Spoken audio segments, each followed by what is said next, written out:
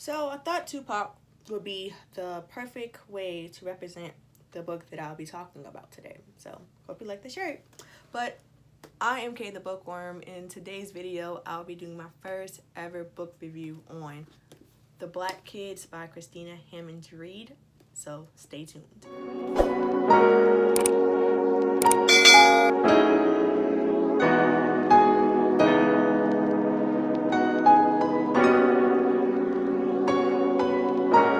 So, The Black Kids is about a black girl named Ashley who's 17 years old living in Los Angeles, California in 1992.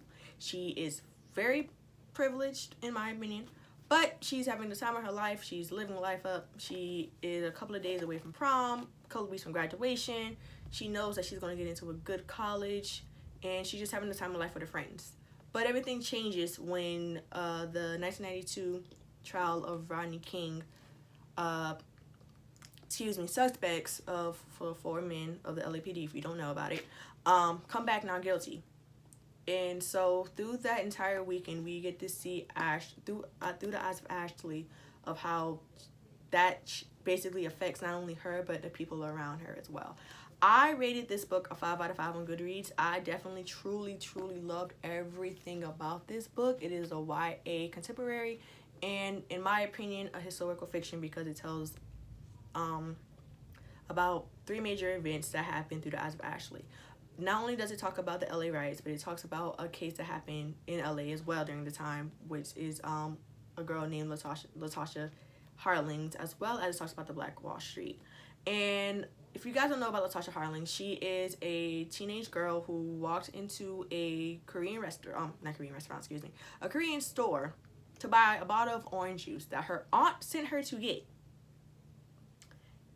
Her and the owner get into a scuffle, and as Latasha is walking out the store, the owner shoots her in the back of the motherfucking head and kills her instantly. Mind you, this is all on tape, just like the Rodney King. She gets arrested. She has a trial. The jury basically says she's on probation. The judge at the time, who was on this case, basically gave her less time than she was already ordered. So basically, she didn't get any time for killing a teenage girl that was on tape.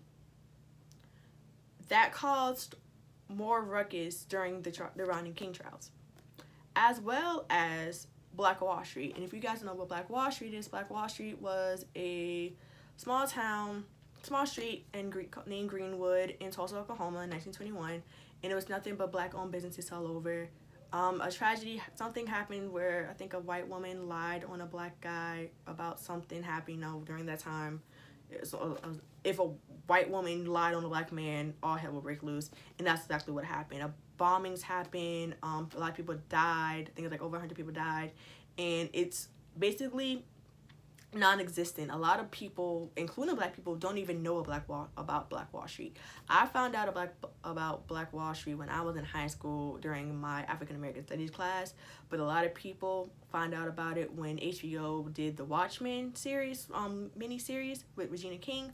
I remember when that came on, that was like, oh, I didn't even know about Black Wall Street. I was sitting on Twitter, I didn't even know about Black Wall Street in Cincinnati. So I love the fact that Christina put those major events as well as Rodney King into this book. I'm gonna try my best not to spoil anything, because this book does come out next week, Tuesday, August 4th, so definitely support.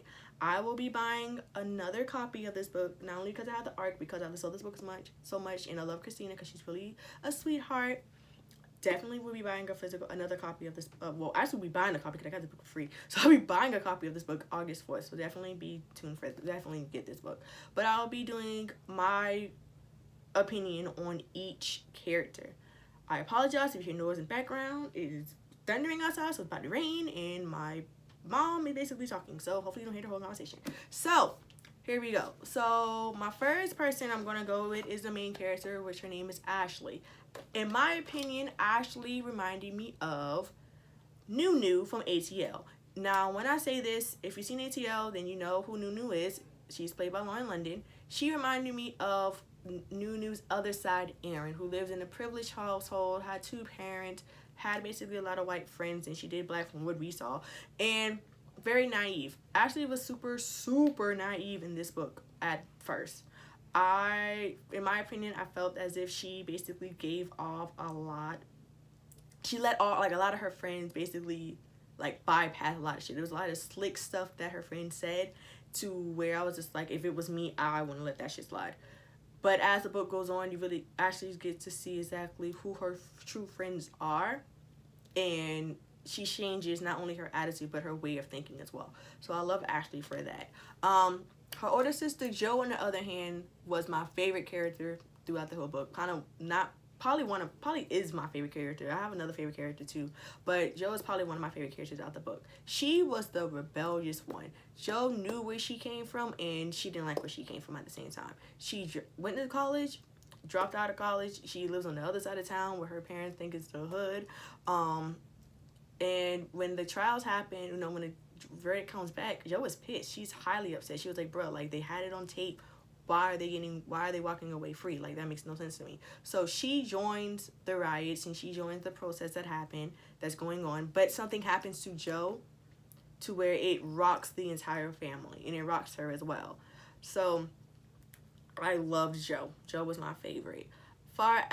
Next is Lucia, who was Ashley's housekeeper. She's from Guatemala, and she's very wise. I love the connection between her and Ashley. I felt as if it was like Lucia was kind of like her mom, because every time Ashley would have a problem, she couldn't go to her mom about it, so she'll go to Lucia. Lucia will give her like great advice. And the main advice that I think Ashley stuck with her throughout the entire book was, in the beginning of the book, Lucia tells Ashley straight up that the friends that you're hanging out with, you need new friends. Like, those are not your friends, and you're gonna realize that one day. And Ashley was like, well, but I know them from kindergarten, and like, they're gonna be my best friends forever, blah blah blah. But as the book goes on and something really does happen, she gets to see, okay, cool, like, yeah, Lucia was right, they're not my friends. And as far as Ashley's parents, her mom, we really didn't get to really know too much about her mom. Is that her mom was an architect, and her mom really doesn't do well under pressure, in my personal opinion. I think her mom was a premature mini alcoholic, because every time Ashley will have issues, or when Jo have issues, her mom just basically just shows drinking to drink the problems away.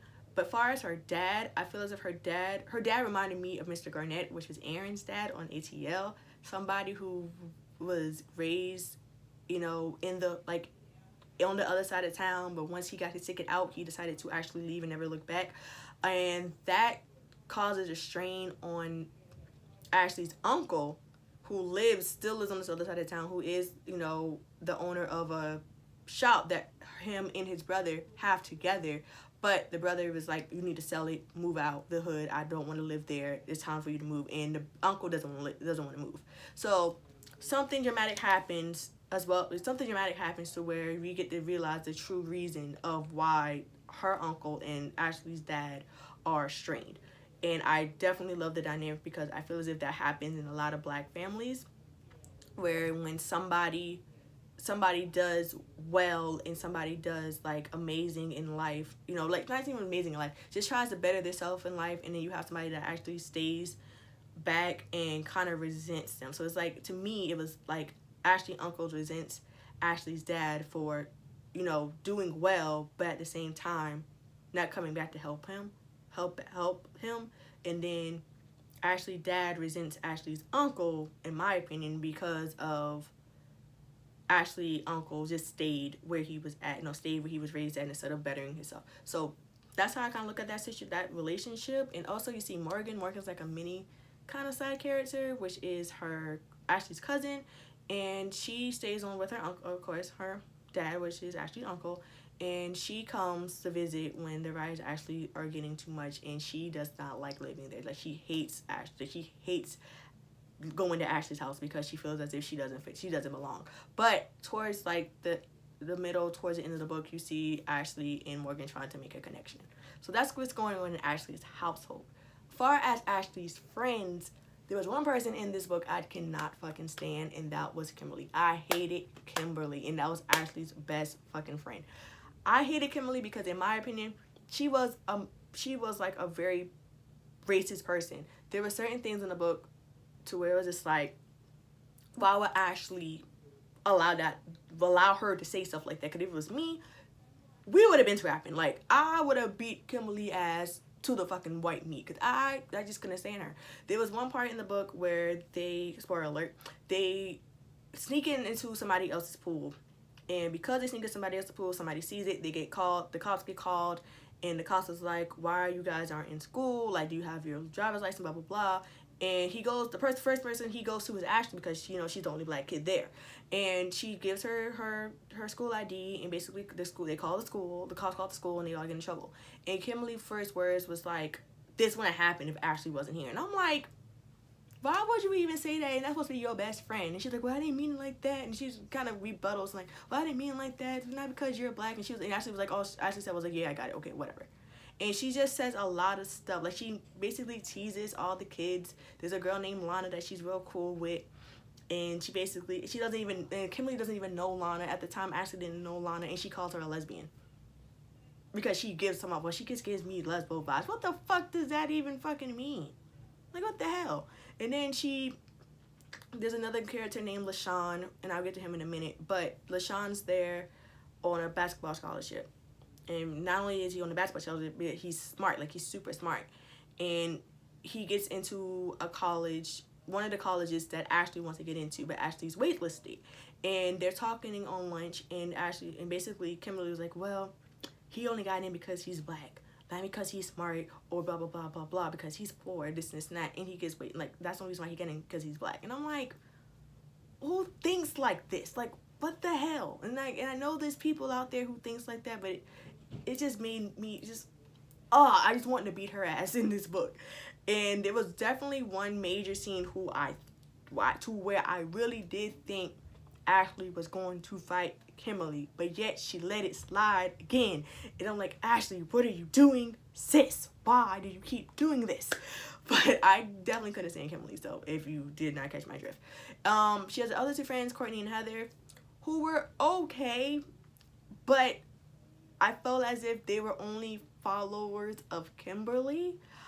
They didn't say anything like drastic as Kimberly did, but I just felt as if like they were agree with everything Kimberly said they agreed on until like the end of the book, where one of her friends, I'm not gonna tell you which one, but one of her friends come and be like, you know what, I realized that I need to step out of Kimberly's shadow, and I'm gonna basically just be me. And I'm like, basically she said that she's stepping out of Kimberly's shadow, and she's not going to allow Kimberly to choose who her friends are. And I love that about her. And that's when she was already my favorite friend out of Ashley friends, but she realizes that, okay, like, I like Ashley, and I'm not gonna let anybody stop me from liking Ashley if I ain't got to. So I definitely love her friends. Far as LaShawn, LaShawn is, like I said before, is one of the other black kids, but he lives on the other side of town. He's at Ashley's school, which is a predominantly white school, for a scholarship, which is basketball. There's like a very small group of black kids that are there, but most of them are for either football or basketball.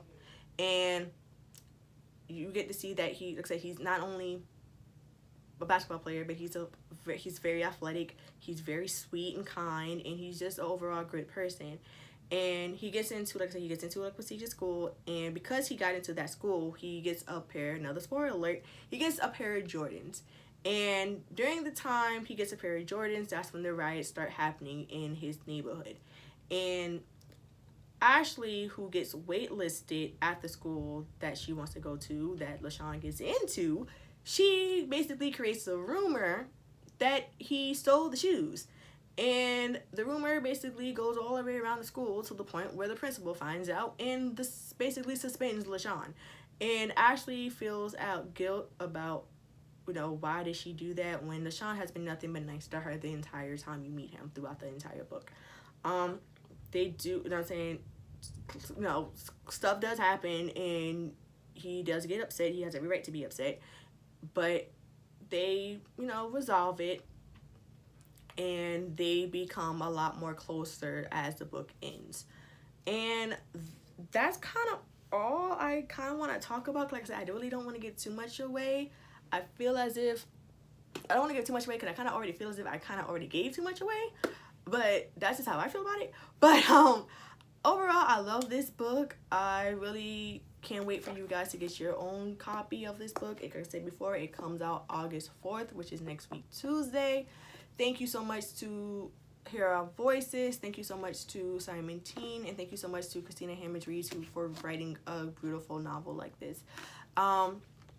Can't wait to read more stuff for her. I do have annotated. I didn't annotate this book because of all the quotes that I like, but I'm not going to do my quotes in this video. I'm going to do my quotes on my Instagram, which is Kaylee the Bookworm _ and I'll be writing all my favorite quotes on a post on my Instagram. So definitely check out for that.